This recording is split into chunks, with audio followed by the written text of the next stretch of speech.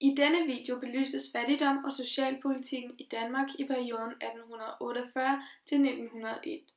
Vi vil behandle problemstillingen, hvilken rolle spiller socialpolitikken for demokratiseringen. I den sidste halvdel af 1800-tallet var der udbredt fattigdom i Danmark, og det var specielt dominerende hos arbejderklassen.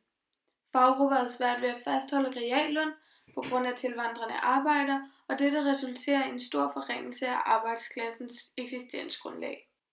Ikke kun asociale og arbejdssky personer blev ramt af dette. Flere arbejdsvillige arbejdere levede i så stor fattigdom, at en kortvarig arbejdsløs eller sygdomsperiode var umulig at overkomme på egen hånd. Selv hvis manden i familien havde fuldtidsarbejde, var dette i mange tilfælde ikke nok til at forsørge familiens basale behov, hvilket resulterede i, at både kvinder og børn var nødsaget til at arbejde. Kilden om fattigdom i 1887 er en erindring nedskrevet af Christian Christensen, som beskriver hans opvækst i et fattigt arbejderhjem i København. Kilden giver et autentisk indtryk af arbejderklassens evige kamp for overlevelse, hvilket kan ses i følgende citat. Ikke 5 år gammel gjorde jeg min entré i arbejdets verden. For 500 små ildtænder fik mor 25 øre af grosseren at på Nikolajvej. For disse 25 øre fik mor nede hos spækhyggeren et kvart rugbrød og en halv fjerding medfedt. Denne ration per dag kunne dårligt nok holde sulten fra døren. Dette skildres også i samtidens kunst, hvor naturalismen voksede, og man i overvejende grad begyndte at portrættere den barske virkelighed. Forladt dog ej af venner i nød er et portræt præget af socialrealisme, hvor de fattiges hårde levevilkår afspejles. Billedet er malet af Frans Henningsen i 1888 og forestiller en kvinde med 2 børn. Et i favnen, den anden klamrende til hendes venstre ben.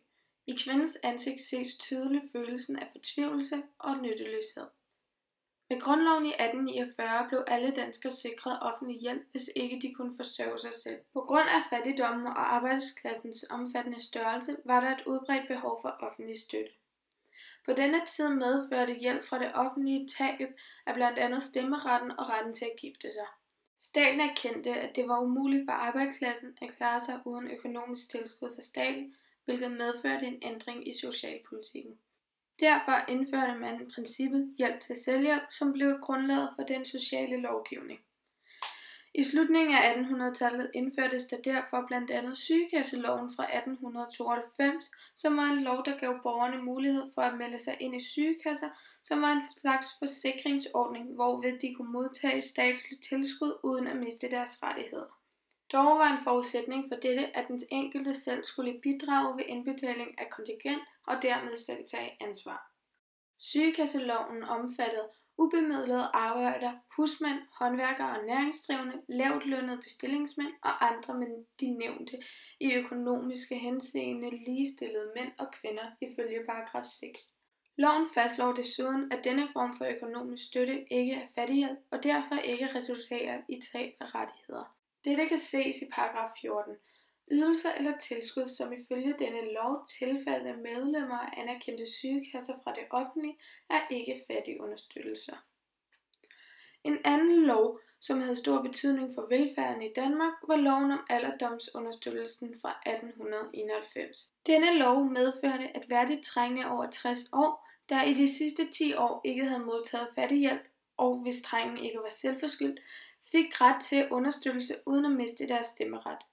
I modsætning til f.eks. loven om anerkendte sygekasser, var loven om alderdomsunderstøttelse ikke en forsikringsordning, hvor den enkelte selv skulle bidrage ud over et offentligt tilskud, men reel offentlig forsørgelse. Paragraf 5 er ydelsernes omfang beskrevet.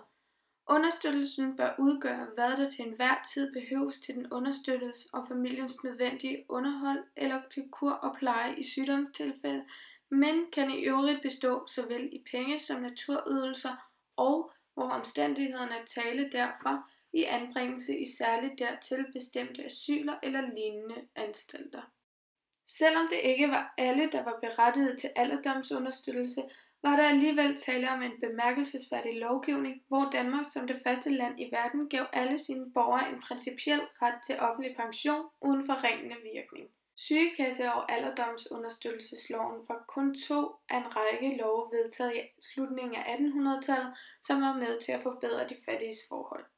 På denne måde blev grundlaget for den danske velfærdsstat skabt, og ved dækning af de basale livsnødvendige behov banes desuden vejen til et demokrati i Danmark, der omfatter alle borgere, også de lavest stillede.